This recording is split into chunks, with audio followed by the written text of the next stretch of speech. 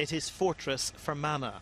They are securing all routes to the small island, erecting steel fencing around the hotel and shutting down a stretch of loch. Police here are well practiced in protecting dignitaries. This is a very large and a very complex operation. The scale of it is greater than for Her Majesty's visit last year, but the principles are exactly the same. Our job is to keep people safe, keep the visitors safe and keep our community safe.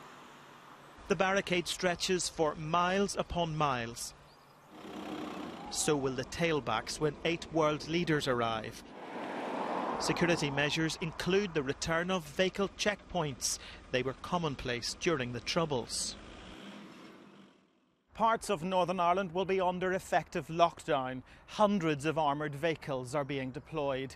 It's the largest policing operation ever seen here and reflects the level of potential threat. Police forces in England, Scotland and Wales are lending 3,600 officers. They've been briefed on ballistics and on blast bombs and trained to use water cannon in the event of public disorder during protests. We're very concerned. In other places there's been kettling, there has been very intrusive interactions by police officers, very aggressive ones. We want to prevent any sort of negativity coming out of the protest. Police will have military backup. The terrorist threat they counter comes from home and abroad. Stephen White, a former police chief here, has experience in Iraq. How unthinkable would it have been even 10 years ago for Northern Ireland to be hosting a G8 summit of world leaders?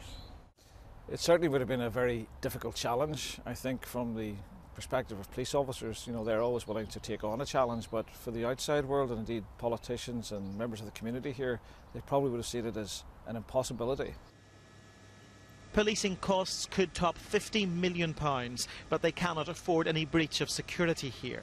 By Sunday evening, the Lough Erne Resort will be a no-go zone, by land, by air and by water. David Blevins, Sky News, Fermanagh.